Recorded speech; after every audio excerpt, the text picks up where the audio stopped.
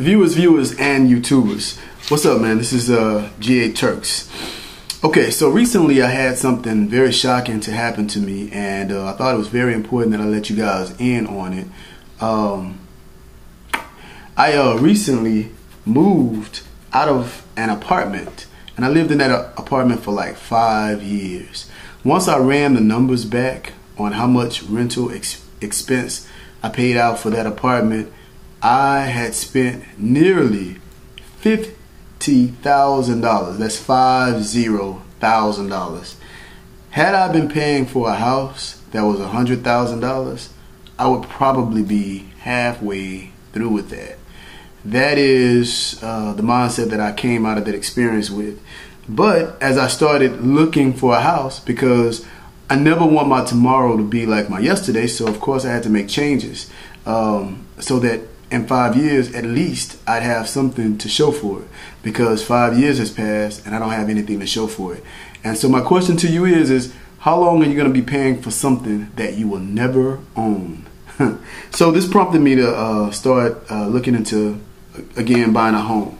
So the combination of me studying finance and accounting and all the research that I found on the housing market, I thought it was kind of shocking and important that you know what I've actually discovered. So I'm going to run some numbers down to you, and I want you to pay attention to how much interest you're going to be actually paying on a house over time.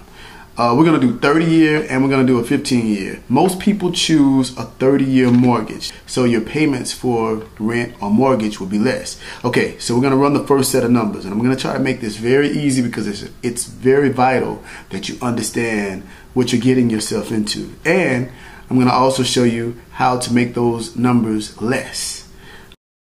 We're going to do a 30-year loan. We're going to keep the numbers simple. We're going to go for a house that's worth $100,000, and the bank is going to charge us interest of 5%. Our mortgage or our rent is going to be $536.82. When you're getting into a house, there are other extra added things that you have to tally into your mortgage, like the PMI or the property tax and so on and so forth. This number is just basically for the loan. It doesn't include those extra things that you would normally add into your mortgage. But after 30 years, after the interest has accrued, that 5% interest, do you realize that you will be paying back, the total interest alone is going to come out to be $93,256.34. So the total amount that you're going to pay back in 30 years on a $100,000 house is $193,256.34. If that doesn't just blow you away, I don't know what else will. So how do we bring that interest rate down? We only wanted $100,000, and now we're gonna have to pay $93,000 back. How do we bring that down? Well, here's something that you might not have known. If you were to simply pay bi-weekly as opposed to monthly, you'll bring that bottom line over 30 years from $93,000 down to $76,000. That's a savings of nearly $17,000 by just paying bi-weekly. So you might ask, okay, well, how is that interest rate being lowered by simply paying bi-weekly?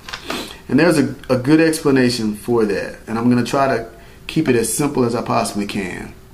Okay, so if interest accrues over a period of time, let's just say it's accruing for a month, the interest rate for a month is going to be higher than had you paid it every 2 weeks. You want to make sure that you catch those interest rates before they accrue on top of each other. So the smaller amount of interest rate that's been accrued at that time, then you get the better deal. So long term, if the interest has time to build or accrue over 30 days, it's going to be higher. So paying every 2 weeks means less accrued time for the total for the month. Another good thing about paying bi-weekly is it also lowers, and you probably didn't know this, the amount of time. So on a 30-year loan at those same numbers, because you're getting the interest lower, then you'll be finished paying for it faster.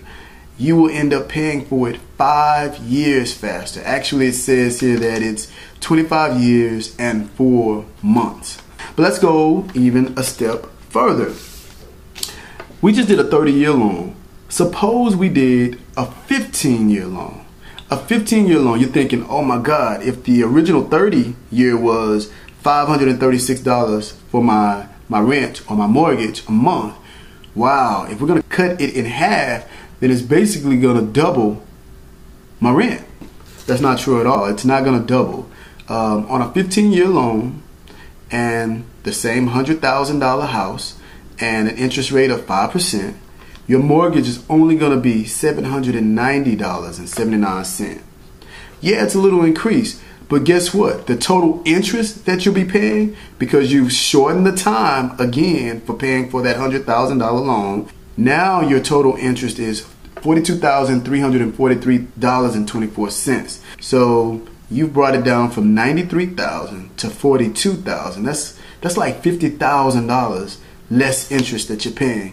And you're going to be done paying for your house in 15 years. I say that's something I would go for. But just imagine if you took those same numbers for the 15-year and did it bi-weekly. So now your total interest paid back on that $100,000 is $37,270.03. So you went from 42 to 37 by simply paying it bi-weekly. And the added plus to that is for all the reasons that I just explained, you're going to lessen your time from a 15-year to a 13-year, 5 months, and you're done with it by simply paying bi-weekly. So you mean to tell me that if I take out a 15-year loan and I pay bi-weekly, I can go from paying $93,000 back in interest alone all the way to $37,000 back? It's almost a $56,000 drop in the interest alone, and to me that's worth it. So what I decided to do was I wanted to combine it. Of course, again, you have to consider all the things that will be escrowed into the final monthly mortgage or rent. So I think I'm gonna try to do I think what would be best is to try to do a 30-year mortgage. So that means I'm going to be paying, if I went by these numbers, $536.82.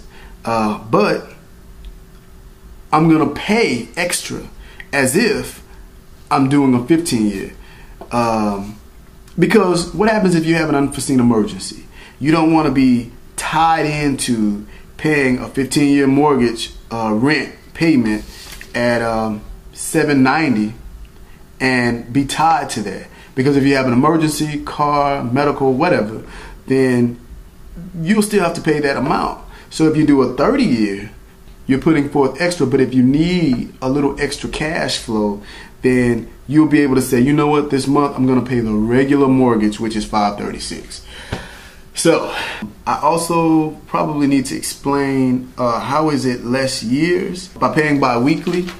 I need to tell you this because I think this is important too. People who get paid every 2 weeks, twice a year, you get an extra paycheck. That means that 1 month you'll get 3 checks. So that one check is going to represent 2 weeks. The next check, the second time it happens, is going to represent 2 weeks. Those together combined equals a month. Bi-weekly payments work in 1 extra month of payments a year. An extra month for 12 years equates to 1 year of extra payments. So you're knocking down a year for every 12 years. Basically, that's how that works. And so your time is just coming off, which also means less interest, and you get the better deal. So anyway, that's my show for today. Thank you so much for listening. I guess I can go do some homework now. Thank you.